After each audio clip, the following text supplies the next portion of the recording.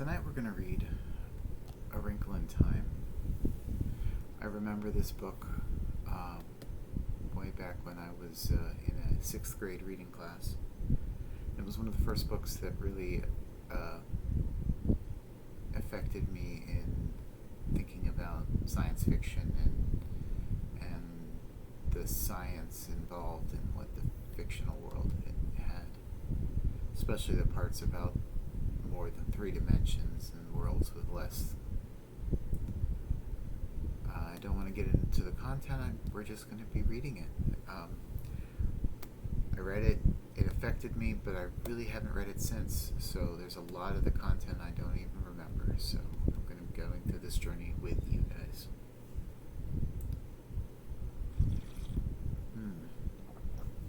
Nice herbal tea. All right.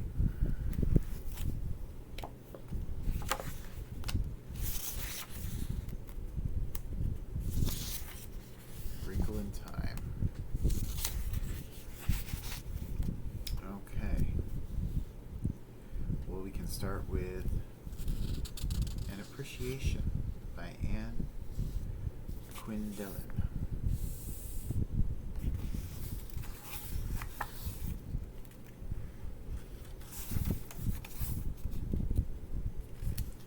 An Appriciation by Quindlen. The most memorable books from our childhood are those that make us feel less alone, convince us that our own foibles and quirks are both as individual as a fingerprint and as universal as an open hand. That's why I still have a copy of Wrinkle in Time that was given to me when I was 12 years old. It long ago lost its dust jacket and fabric binding, is loose and water-stained, and the soft and loopy signature on the inside cover bears little resemblance to the way I sign my name today. The girl who first owned it has grown up and changed, but the book she loved, though battered, is still magical. In its heroine is someone who feels very much alone. Alone, indeed. Meg Murray has braces, glasses, and flyaway hair. She can't seem to get anything right in school, where everyone thinks she is strange and stupid.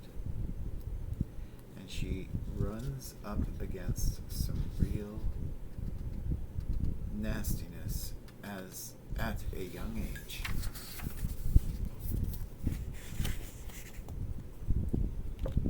In the form of all those snide looks and comments about her father, a scientist who seems to have mysteriously vanished. Or town gossip has it run off with another woman.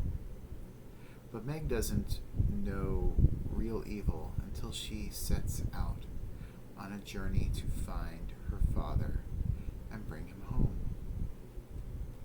Along with her little brother, Charles Wallace, and a boy named Calvin, as they transcended time, space, and the limitations of their own minds, they get help from individuals of great goodness.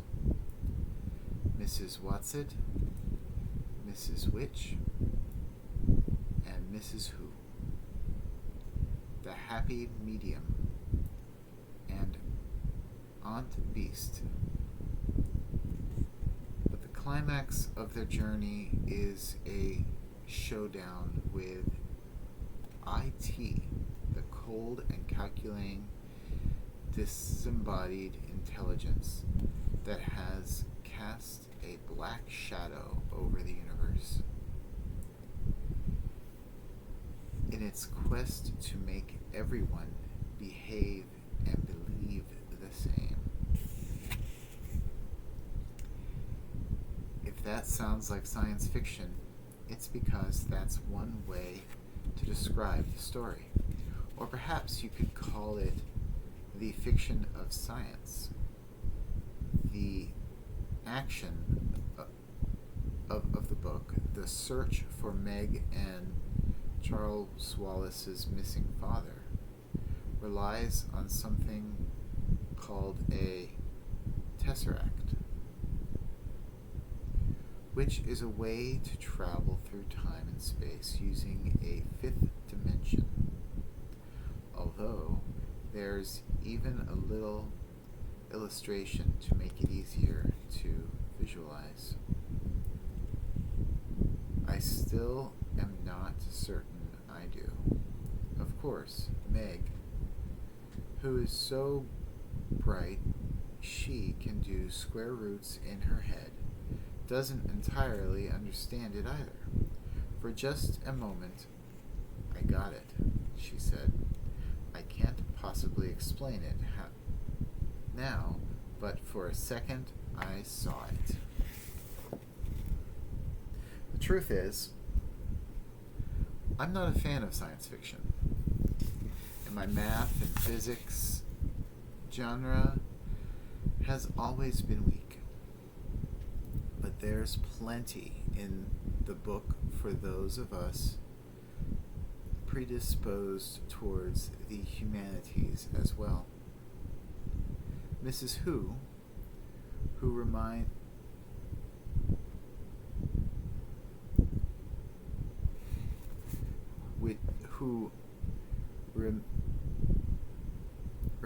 remedies her language deficit by using the words of others to explain herself. Who remedies her language deficit by using the words of others to explain herself. Quotes Dante, Euripides, and Cervantes, to name just a few. When Meg is trying to keep IT from invading her brain, she realizes the multiplication tables are too rude to do the trick, and instead shouts out the opening of the Declaration of Independence. We hold these truths to be self-evident, that all men are created equal. IT retorts that that's the point, everyone exactly alike. Meg replies triumphantly, no, like and equal are not the same thing at all.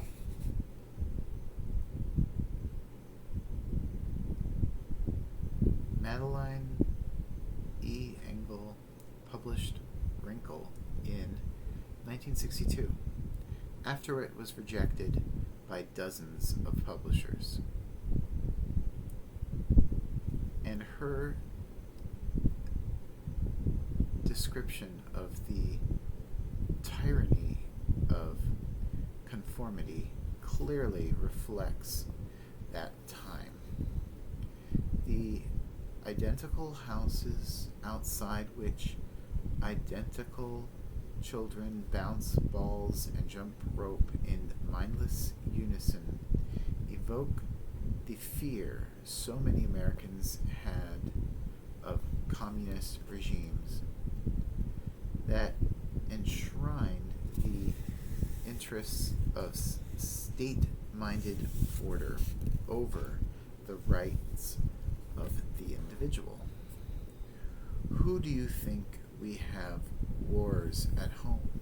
Why do you think we have wars at home? Charles Wallace asked his sister. channeling the mind of it.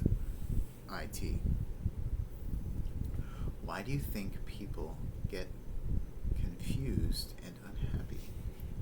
Because they all live together, live their own separate individual lives.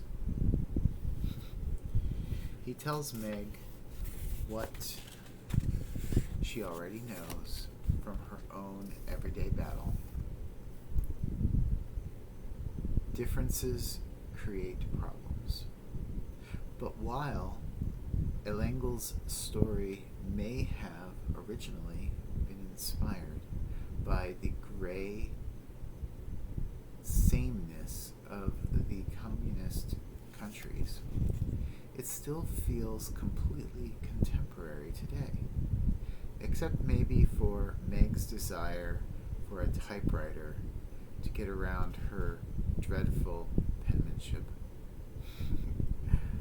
The Murray home is fractured by Mr. Murray's mysterious absence and Meg's mother sleeping alone in the great double bed.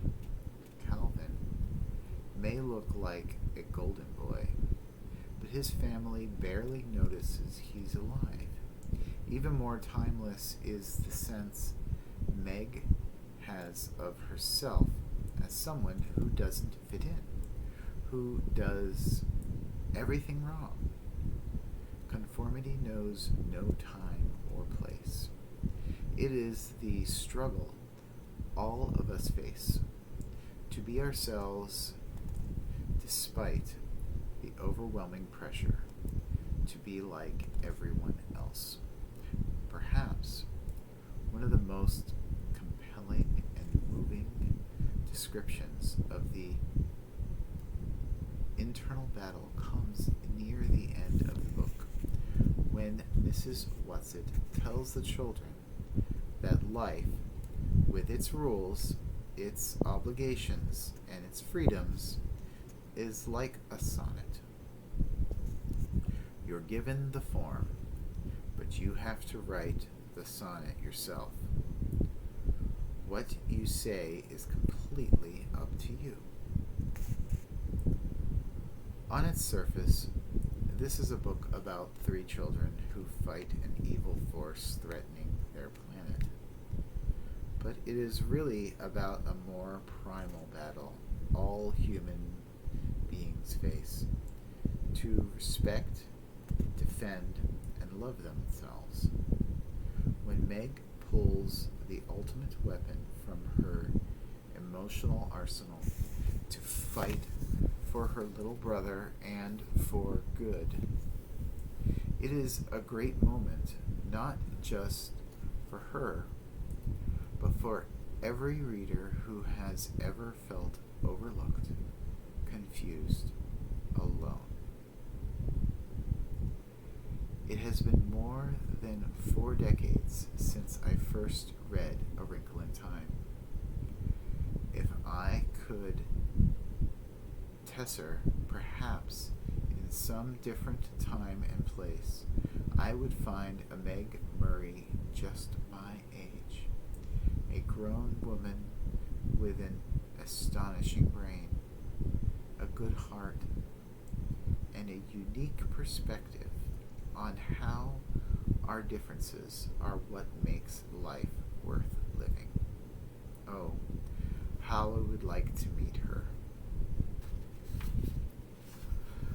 That was a wonderful introduction.